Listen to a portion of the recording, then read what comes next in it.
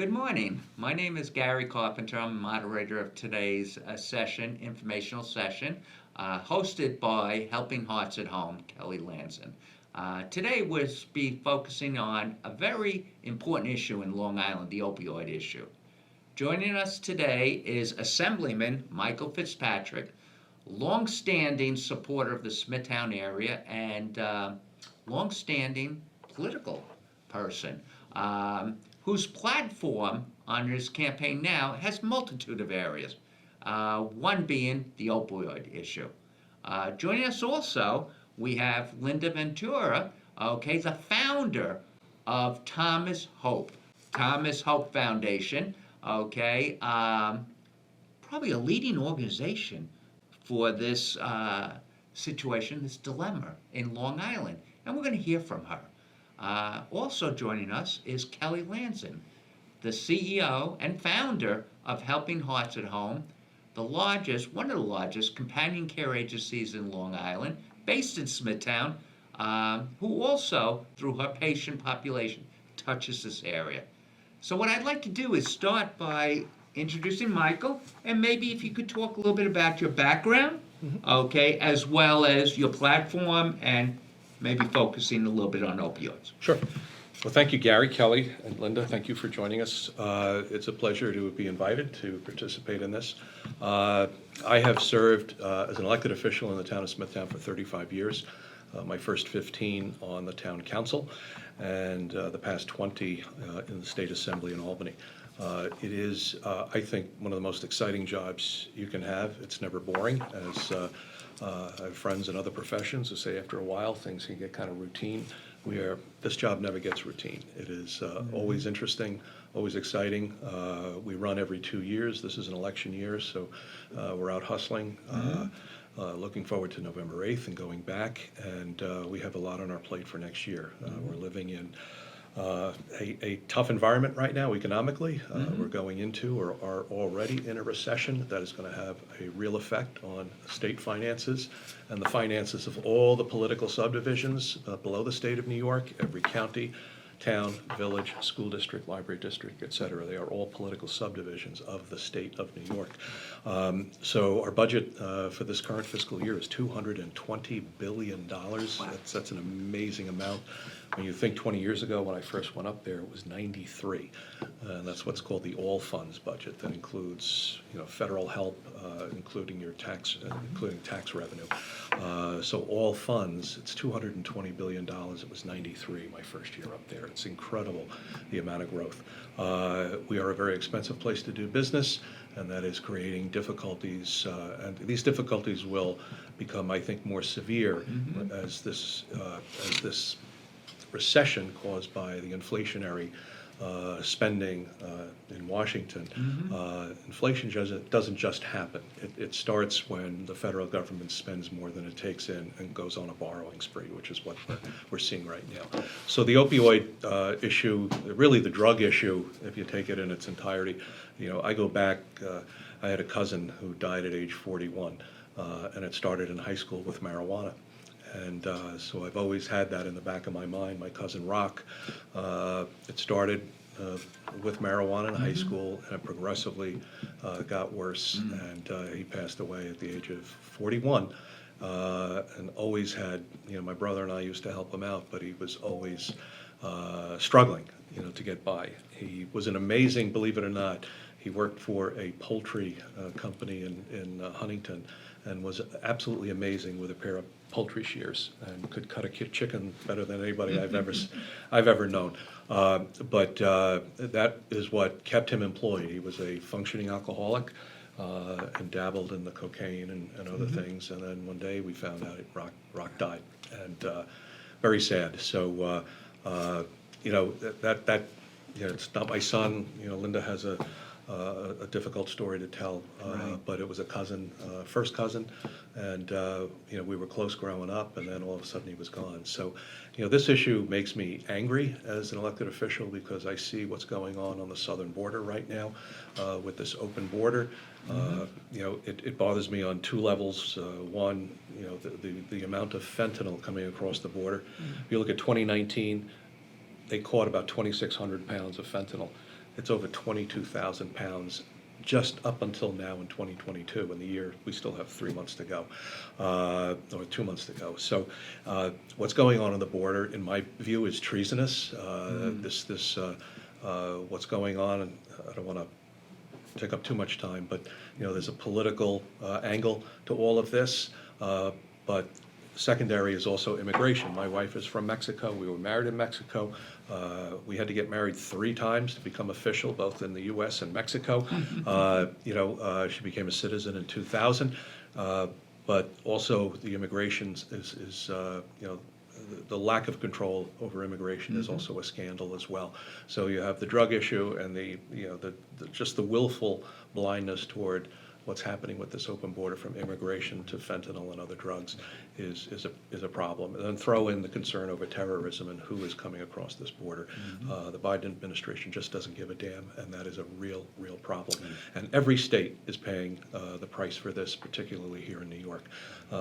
Only a couple of years ago, we decided to legalize the recreational use of marijuana.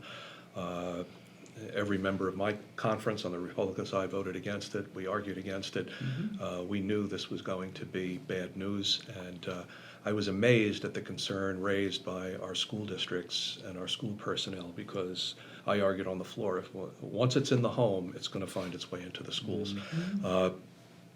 And this is a huge problem. So go into Manhattan, as I have been a few times, you're gasping for air, trying to find fresh air to breathe. There's so much pot in the air in Manhattan. It's terrible. So all in all, we're going to go back, I hope, with some real change in Albany, and we can start reining some of this in. This progressive trend is leading to more and more problems, and we have to not only make New York, I think, more purple, those of you who follow red and blue, Yes. but we also have to try and curb this progressive agenda, because it's leading to destroyed families, destroyed lives, and I'm hopeful that we see change in November. Michael, you mentioned before the marijuana situation. I personally like the fact that the towns make their own choice. What's your feeling on that? Well, that's what they did. They put in one of the provisions of the legislation was to allow towns to opt out. Yeah. Now, they can always opt in later, but if you didn't opt out right away, you were automatically in. So Smithtown decided to opt out. Now, if there's a change in administration in Smithtown someday in the future, and they say, well, we want to opt in, they can do that. But I was very happy that Supervisor Wareheim and the town board decided to opt out. I wish everybody would opt out. Supervisor Wareheim is going to be doing a video with us on senior care issues. Sure. And he's a very big proponent of what's right for the town. Yeah, absolutely. Back then, Michael, what you were saying with your own personal tragedy, we didn't have a Thomas Hope back then, right? No. So the value that Linda brings to the community now is paramount. Well, Linda's organization, we have another organization in Smithtown called Kings Park in the Know. My good friend Kim Revere Yes, organized my that, good yes. Kim unfortunately lost her son to the opioid No, issue. he's okay. Oh, He's in okay. recovery. He's in recovery, Yes. I'm sorry. That's so he's in recovery, which is good news. That's great news. Yeah. But it's, it is you have the drug issue, Yep. and I think we have another issue, but for another discussion, but, gambling. We just see legalization of marijuana, legalization of gambling. These are vices that the government is now using to pay the bills. Sure, And the sure. argument for legalization of recreational use of marijuana is it'll be good for the schools, because the tax money is going to Yeah. raise money for schools. And that's kind of like the The word. lottery? And the All the money and from the the lottery, lotteries which was is sent out also of schools? gambling. The money is earmarked for education. It's never dedicated to education. Right. That's the trick. The average citizen doesn't know that, but in Yeah. Albany speak, we know what's really going on.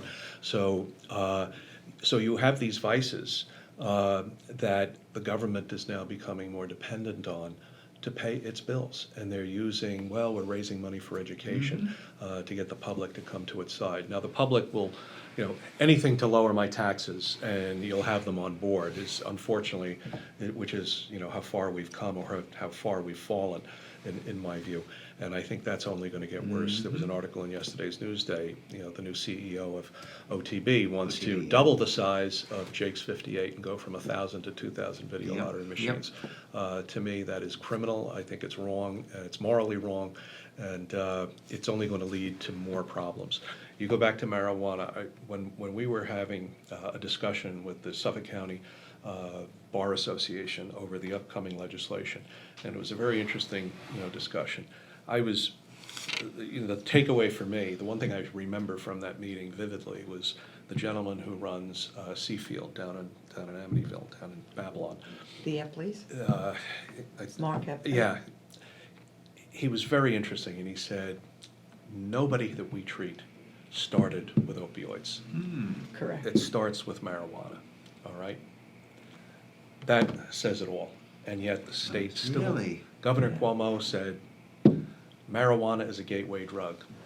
What happened? Who changed? What changed his mind to now advocate aggressively? It was money. Sure. It's money. Now, I was a couple of years or so, last year, I was out in California. My son lives in San Francisco. We were out in Lake Tahoe. So I'm the first to unpack at the cabin. And I have a copy of the San Francisco Chronicle. And whenever I travel, being a politician, you're a news junkie, I'm always picking up the local paper. Page 1 story, all right? The legal marijuana vendors, the dispensaries, are now going hat in hand to Sacramento, the state capital of California. They can't make it work because the black market has just come in and undercut them. So what do they say? What happens in California generally comes east? Yeah, yeah. That same issue is going to happen here as well. Wow. Colorado also, though, homelessness is up like 300%. Lydia- Fatal car accidents. That was, it's funny you mentioned that, Incredible. because I have a cousin who lives in Colorado Springs.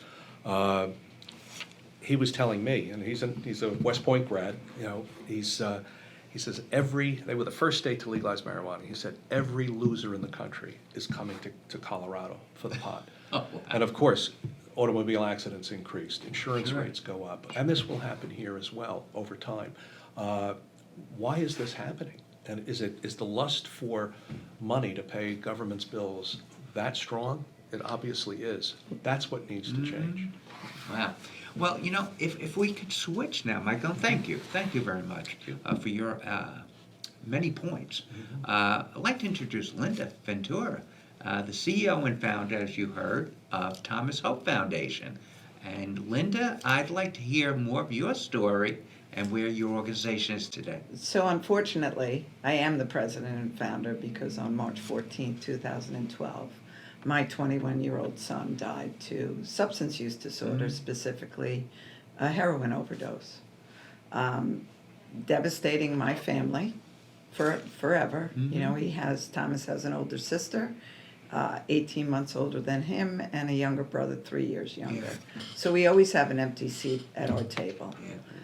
As we were discussing, unfortunately, treatment was always withheld, which is not uncommon. He always had to fail at something to get the next level of treatment, so a fatal progressive disease becomes just that. It's the only disease that gets treated like that, and if God forbid I had breast cancer and my insurance company said, we're going to let you do talk therapy for a year and let's see what happens, I would hope that my elected official would say that's not going to happen. But it is allowed to happen with substance use disorder. So, they're not bad people, they're sick people. They're not, bad trying to be good. They're not, they're sick trying to be well. And once you have that, so I'll give you Thomas's story at the age of 15, whether it was tobacco, a beer, or marijuana that ignited that fire in his brain. That's what led him down the path. Does that happen to everybody? No. But that, especially in adolescence, you are forever changing their brain chemistry. So more becomes more, kids don't have, their brain is not developed. So the impulse control says, yeah, let's go, go, go, because we have no one slowing that process. So with the legalization of marijuana, it is a gateway drug. People can argue that all you want. My good friend John Venza, who is vice president at Outreach, our adolescent treatment program on Long Island, he doesn't call it smoking marijuana, he calls it cannabis consumption. Because THC, which is the part that makes people high, used to be 5% 30 years ago. It's more likely 70, 80, 90% now. So kids smoking marijuana or vaping it in the vape pens, the concentrated version, are getting a tremendous amount of THC. And I can introduce you to parents that kids are in a vegetative state. Schizophrenia is coming out more and more in young people because of the introduction of these types of drugs. So it's not if, it's actually happening. So you can say that kids are going to be kids. They also need to be armed with information. They need to be educated. There needs to be open discussion. And as you said, once it's in the home, so if I'm a parent and I say, oh, it's no big deal, well, it is a big deal. It is a big deal. Well, Linda, let me ask you a question. As your program and your work in your program is developing, where do you see the greatest dilemma, the need? Okay, is it in the youth? Is it in middle age? Is it in adults and population? So you will see, I mean, obviously, young people, tremendous amount of usage going on. And what But age there would you is think? 18 to 25 even, but it's changed so dramatically. You know, this is not my chosen profession. Sure. This is something that I was brought into quite unwillingly, but I'm willing to. No family should suffer the way that we suffered. And when you educate and empower a family that they can be a part of their loved one's recovery journey. Sure. But to Kelly, to your organization, people that are older that have been prescribed into usage through pain management, and now they are dependent on their pain management, and they will go to the street to get more. At the age of 65, Medicare will not cover substance use treatment. The hospitals don't want to take those patients in because they don't get paid enough by Medicare. Gotcha. But they have to go to a hospital-based program. So where do you bring seniors now? There's no Yeah. place for seniors. You know, people that are middle-aged, that are raising a family, that are doing all of that, they're struggling to, you know, and then it's the big secret, of course. The stigma and shame of substance use disorder. And that's what really prompted me to do so much family work. Because when you put families together and they go, I'm not alone, I'm not alone. Everyone has such a similar story. And you can support one another to get through what you need to do, you know, and to really stand in conjunction with your loved one. Not that they're bad, not that you need to shame them. You need to say, I've started my own recovery process. I'm not going to stand in your active addiction, but I will stand in your recovery. You change the way everybody will deal with the problem. So do you have support groups for people? So we have support groups every night of the week. Okay. We are peer recovery coaches and family navigators, they call them. So we have a grandparents group because unfortunately, especially during COVID, the amount of fentanyl that was on the street, because even the drug dealers were not going out. Fentanyl combined with giving everybody unemployment money, whether you had a job or not, you got $10,000. Yep. We created a lot of orphans, Yeah. You know, a Linda, lot of orphans. exactly what you're talking about, the home setting, the value of a good home health care provider like Helping Hearts at 100%, Home, yep. who has clinicians that focus on this, makes good sense. I mean, I could totally I can't believe what you're doing. I think it's tremendous for Long Island, and I think you should be the model. Well, we do an education series every Yeah. Tuesday night. It runs for 6 weeks. You can continually just go to that. Get educated on what substance use is and your part in it. Codependency, family groups, men's group, women's group. Friday night we do open mic night. It's just fun for everyone to come, and people find recovery through poetry. They write it's how you express Sure. yourself. You learn to Right. express yourself, right? That's great. Music, all different things. But it's also creating a community that can reach out and do fun things. Because, young people especially coming into recovery, I could never go to a concert again. You mean I can't go and hear a band play? Yes, you can, but how you do that and who you do that with becomes really important. Does your organization have fundraising events? So, we do, and I'm not we just do the work. Understood. We just do the work. Understood. So it's a lot to plan fundraising Gotcha. right now. So we just focus on helping families. You receive funding from the From- opioid. so- the Exactly. fund. Yeah. Well, no. So I've The spoken settlement at the opioid settlement fund, and that's just also last year, was it 2 years ago? Governor Cuomo stole, did I say stole? Because I meant to say stole. Took $33 million from the McKinley settlement, Right. and then he said he gave it to Oasis, Mm-hmm. but he took $33 million Out of Oasis. out of Wow. Oasis. That was to pay for a bridge, I think. Yeah. Oh, yeah, so he put that Several. into his general fund, which I like to call the slush fund. Sure. So this opioid settlement money, we worked with Letitia James, the Attorney General, to get that lockbox passed. Because that's my son's blood money. Right. And a lot of people in this state, that's blood money. And I'll be damned if you're gonna use it to repair the roads, Sure. to do what your little Sure. pet projects. It's not to be that. It should be used So, for innovative programs. When you are in early recovery and you get released from a treatment facility and you have to go to a homeless shelter because there's not good recovery living available to you, what does that say to you? You're not worth anything. I'm going to send you back exactly where you were. So we could use this because it's $16 billion over the next 18 years. Yeah. Recovery living, Yeah. vocational skills. Give somebody a job that they can do and build their life Sure. and watch what could happen. It's about $200 million a year. Yeah. It's a fund that's jointly managed by the controller and the Department of Taxation and Finance. I think it's about 200 million this year was distributed. Yes, but Oasis Uh, is and also it has to go through. doing the accounting process to that, which, that's like the fox counting the chickens at the end of the night. True. But it is true, the controller should have that. Sure. There should be Sure. someone auditing all Yes. of this.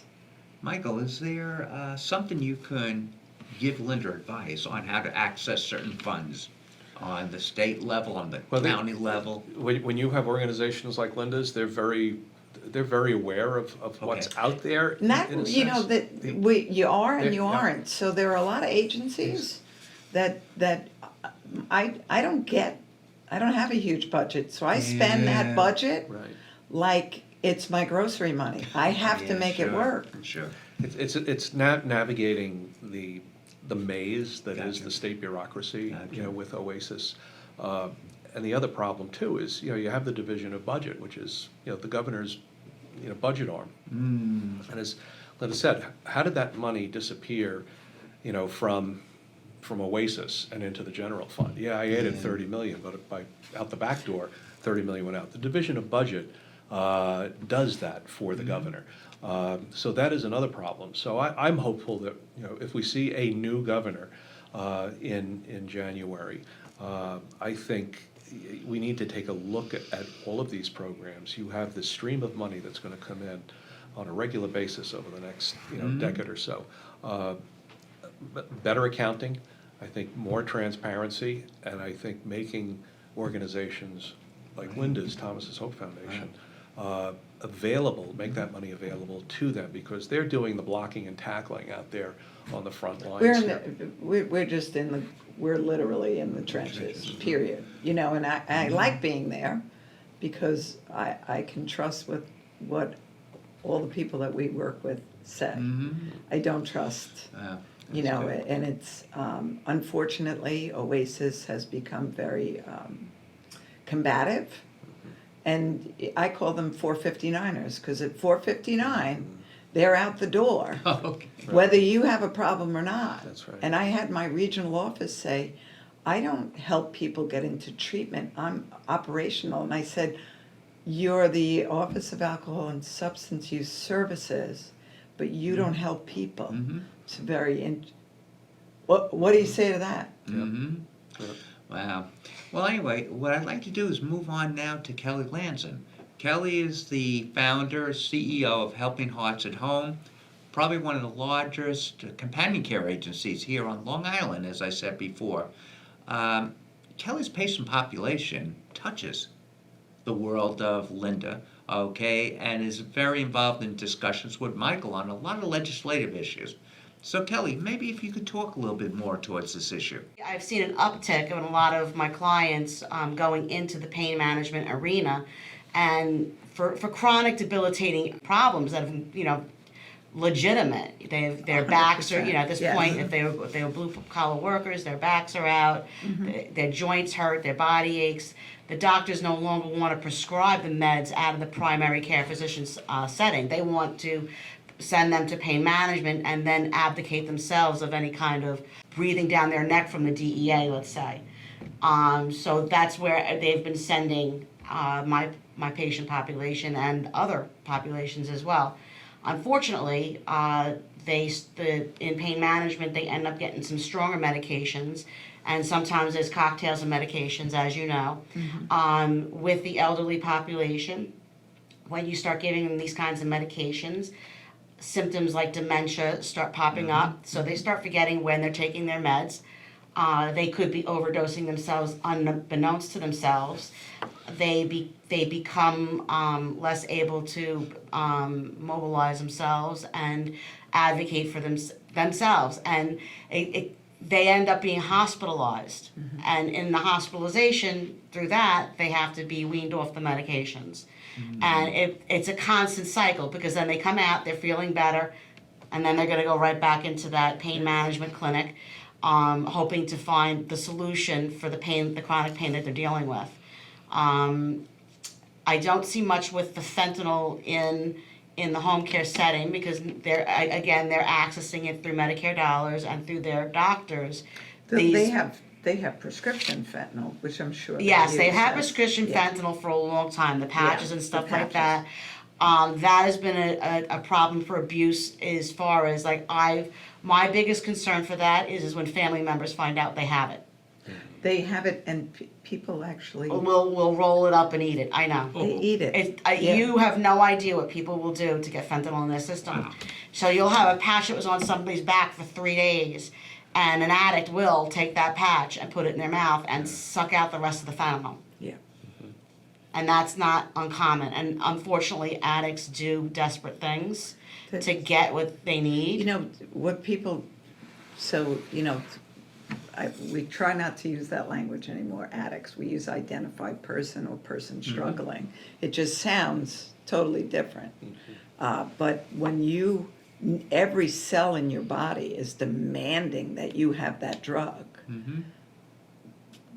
everything goes out the window. Wow. So I will always say, Thomas was scouted in the 9th grade to play Division I lacrosse, smart, charming, charismatic, sarcastic sense of humor. He was awesome to be around. Thomas on drugs was a mean, manipulative thief that would do anything he had to do to get his next fix. So there's two different people that you're dealing with. So when you can have a little empathy for that person that is that needs that. When I'm dealing with my senior population, my empathy Yeah. is with them. Yes. And there's another avenue that becomes a problem too as well, is when somebody's put on hospice. I know they're given a black box of medications, and I instruct all of my clients, if they're put in this type of program, the hospice program, don't let anybody know you're on hospice, and don't let anybody know that you're taking these medications, because you could be talking about it with your family member, and somebody will pick up on it and hear it, and it's a buzzword to them. Yes. And then you could become an unwilling victim. Yes. And I've actually been around when those boxes have been raided, and the nurse would have to come back in with more narcotics for somebody who is passing. And I don't think there's anything sadder than that, 100%. to have somebody that have to go into a pain cycle because somebody got into that black box and took out of it what they needed. And that family member that actually did that, if they are able to get into recovery, will hate themselves for the rest of it. So that becomes another trauma A guilt, that they yeah. have to work through, because who would want to do that to your grandmother or grandfather or mother or father, right? No, willingly. Who would do that? No one. So Kelly, as you're opening up the case, okay, and your people going out there, your nurses are going out there and assessing the home setting, are they mindful of what we're talking about? And are they visionary looking and seeing that black box is in there, the drugs aren't there, you know? I do I do talk with my clients, and Yeah. it's not only about drugs and whatever medications might be laying around the home, or in, you might have had your tooth pulled and have some narcotics sitting in, Sure. and you don't think anything of it, but it could become a problem for somebody else. I also tell them, make sure your jewelry's not in your house. You have to be careful. The senior population do have people coming in and out of their homes, helping them and assisting them in different areas. So not only I am very aware of the drug problem, because it's become more and more prevalent in our society, as I think we've become more dependent on drugs in general. 100%. On all kinds of, you tell these kids at the age of 6 years old that they can take a medication for their ADD, and you're training them from a very young age to believe that a medication will fix your problems, and then they're at 15 or 16 or 17 and they're at a pill party where they put a big, in a bowl, everybody's throwing in mom's meds, they're getting blood pressure meds, blood sugar meds, there could be some vitamins in there, there's going to be some narcotics in there, and the kids will grab. What more of a risky thing can you see a bunch of, young children doing than something like that? And it's just, I feel like it's just become, in the mainstream in our society. And I bring it back to the Ritalin and all those medications that have made it normalized for children to take medicine. I don't think a lot of the children should be taking the medicine that have been prescribed it. The Northeast is statistically the highest area of prescription for those types of medications. And I think that the kid, now that they're seeing the children growing into adults, they're finding that they have to continue with these medications forever. It changes their body, it changes their brain Yep. irreparably. Kelly, you really have such a strong focus on patient care, surrounding, stuff like that. I heard probably about a month ago you brought another nurse on staff. Can you talk towards that? Brianne, Yeah. she's our director of case management. She's now going out into the homes and performing the assessments as well. We do a lot of case finding when we're in the home, so we do look around for situations that might be hindering our clients from doing their best, which would include taking a look in the refrigerator, making sure the food is up to date and there's proper food in there, that they're drinking enough water, and that they're taking care of themselves. A lot of times, because of their medication regimens, they don't want to drink all the water because they're going to be up all night going back. They choose which of the less of the two evils. So they have, we case fine like that. We watch what's going on in the home, and we make sure that they, you know, if there's any medications in the home that could be a risk for them, we educate them on that. And they generally are not aware how, you know, what they got there is a hot item. Like one of those pills you can sell on the street for $21 Yeah. or whatever, you know, and they're not aware. They're like, you're kidding me? Because I got it left for 50 cents from, you know, Rite Aid or whatever. Yeah. So Yeah, that's interesting. Well, you know, guys, this was great. I'm going to ask each one of you for final thoughts. Maybe, Michael, if we could start with you. Yeah, thank you, Gary. Kelly, thank you for having us. It's so frustrating because, you know, I sit in the legislature and I watch public policy develop and be enacted that you know is going to have negative consequences. And the driver is the desire for tax revenue.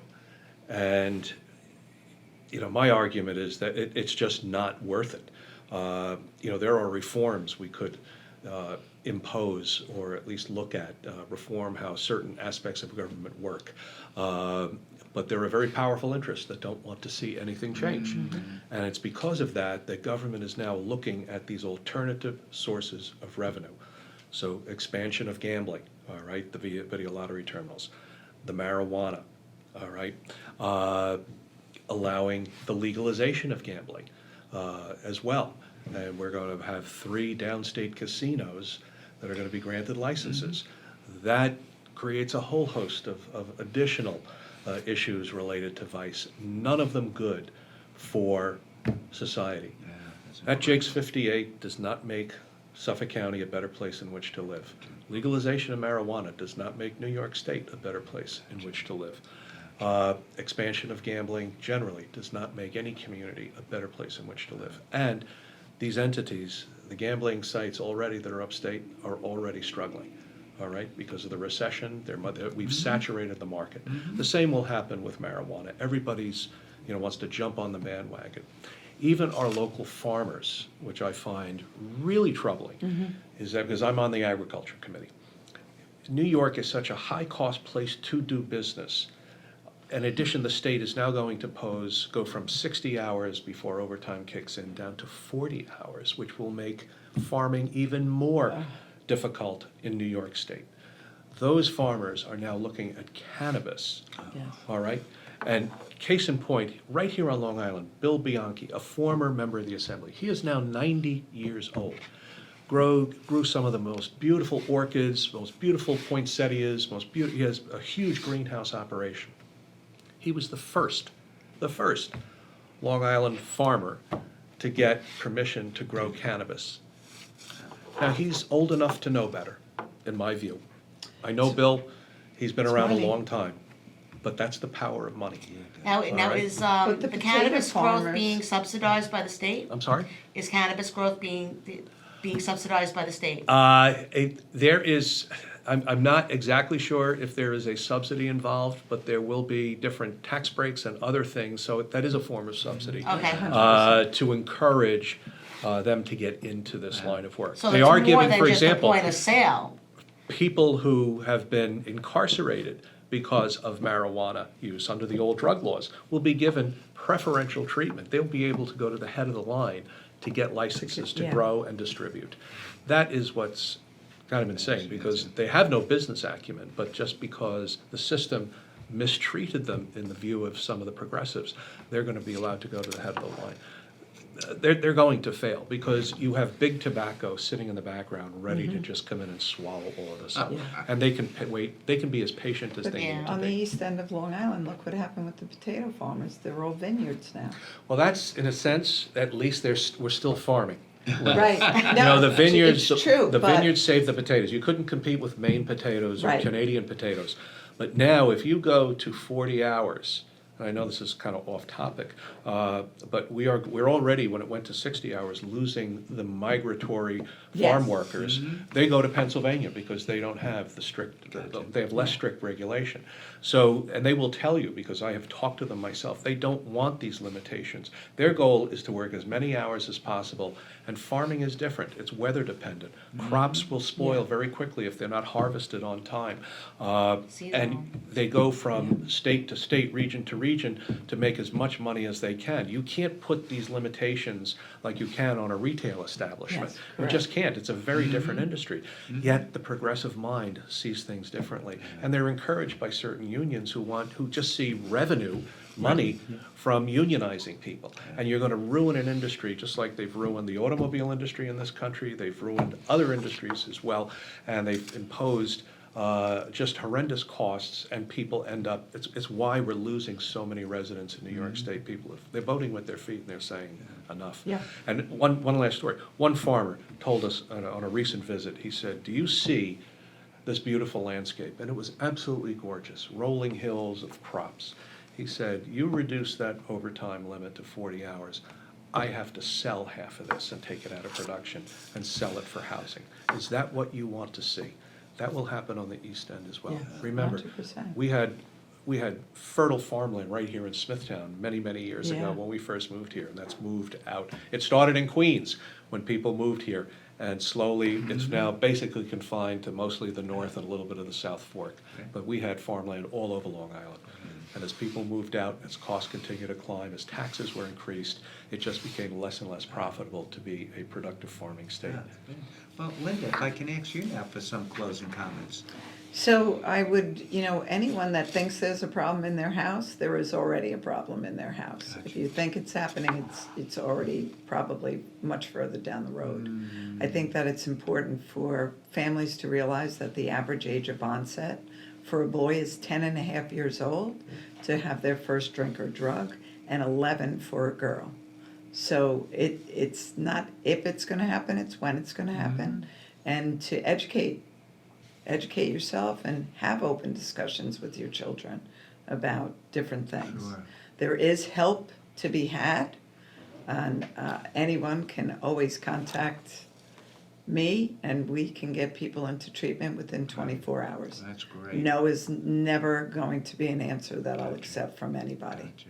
because the window opens for a very short period of time, and you have to help somebody immediately. Well, thank you. Yes. Kelly, any closing comments?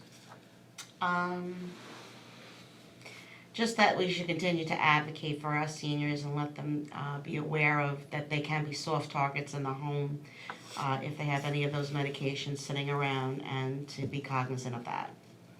It's good. Well, I'd like to thank Michael, Linda, and Kelly for this morning's presentation. We're going to be having other presentations over the next couple of months centering on senior care, dementia, Alzheimer's, and multiple sclerosis. Look forward to seeing you in the future. Thank you.